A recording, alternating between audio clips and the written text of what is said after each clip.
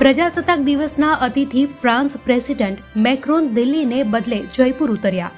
જયપુર આવતા સૌથી વધારે પ્રવાસીઓ ફ્રાન્સના જ હોય છે. ભૂતિયું શહેર કુલધરા સાથે પણ ફ્રાન્સનું કનેક્શન.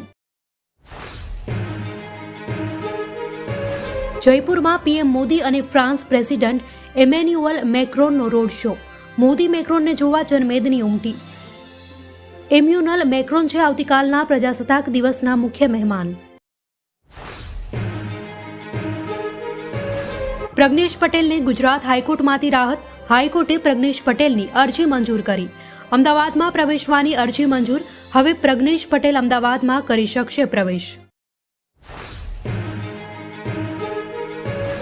શ્રી રામલલ્લાનું મંદિર સવારે 6:30 વાગ્યે ખુલી જાય છે. રામલલ્લાની મૂર્તિથી 30 ફૂટ દૂરથી તમે આરામથી દર્શન કરી શકશો.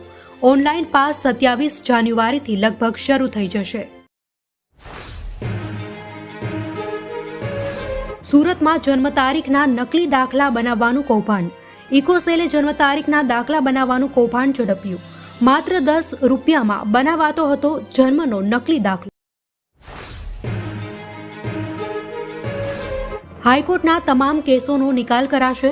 ઓટો જનરેટ ડેટ સિસ્ટમ શરૂ કરવામાં આવી. કેસને ફટાફટ તારીખ મળે તેવું આયોજન. ન્યાયની પ્રણાલી ઝડપી બને તેવી આશા. લોકસભા ચૂંટણી પહેલા વધુ એક ધારાસભ્યનું રાજીનામું. વાઘોડિયાના અપક્ષ ધારાસભ્યનું રાજીનામું. ધર્મેન્દ્રસિંહ વાઘેલાએ આપ્યું રાજીનામું. Jamnagar collector B.A. શાહને આવ્યો હાર્ટ એટેક. સારવાર અર્થે જીજી હોસ્પિટલમાં ખસેડવામાં આવ્યા. ડીન અધિક્ષક અને મેડિસિન વિભાગની ટીમ હોસ્પિટલ પહોંચી. હાલ કલેક્ટર B.A. શાહની તબિયત સ્થિર. પોલીસ જવાને જ ઉડાવ્યા દારૂબંધીના ધજાગરા. દારૂની ખેપ મારતો લોકરક્ષક સંજય ચાવડાની અટકાયત. આણંદના વાસદ ટોલ નાકા પાસે વિદેશી દારૂની 228 બોટલ જપ્ત. 75માં પ્રજાસત્તાક દિવસની ઉજવણીના એક દિવસ પહેલા કેન્દ્ર સરકારે રાષ્ટ્રીય વીરતા અને સેવા મેડલોની જાહેરાત કરી. ગુજરાત પોલીસના 17 અધિકારી કર્મચારીઓને મેડલ એનાયત.